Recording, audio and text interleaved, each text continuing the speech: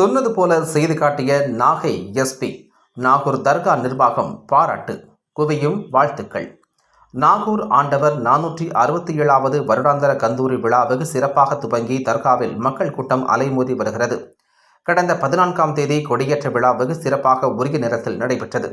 இதற்கு முன்னதாக நடைபெற்ற கந்தூரி முன்னேற்பாட்டு கூட்டத்தில் ஒவ்வொரு வருடமும் நாகையிலிருந்து நாகூருக்கு கொடி ஊர்வலம் காலதாமதமாக வருவதால் கொடியேற்ற நிகழ்வு காலதாமதமாக நடைபெறுவதை தர்கா நிர்வாகிகள் சுட்டிக்காட்டினர்.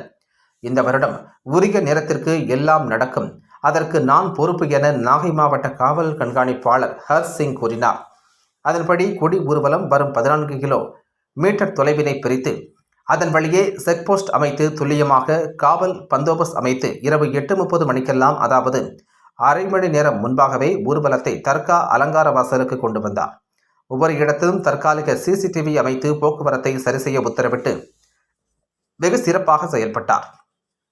இதனால் நாகூர் தர்காவில் உரிய நேரத்தில் கொடியேற்றும் நிகழ்வு நடைபெற்றது. நாகை மாவட்ட எஸ்பி பம்பரமாக சுழன்று அனைத்து வேலைகளையும் பார்த்தார். இதனை ஏராளமான பக்தர்கள் பாராட்டினர். நாகூர் தர்கா பிரசிடென்ட் கலீஃபா சாஹிப் அவர்கள் நாகை மாவட்ட காவல் கண்காணிப்பாளர் ஹர்ஷ் சிங் அவர்களையும் அவருடன் பயணித்த அனைத்து காவல்துறையினரையும் பாராட்டி நன்றி கடிதம் அனுப்பினார்.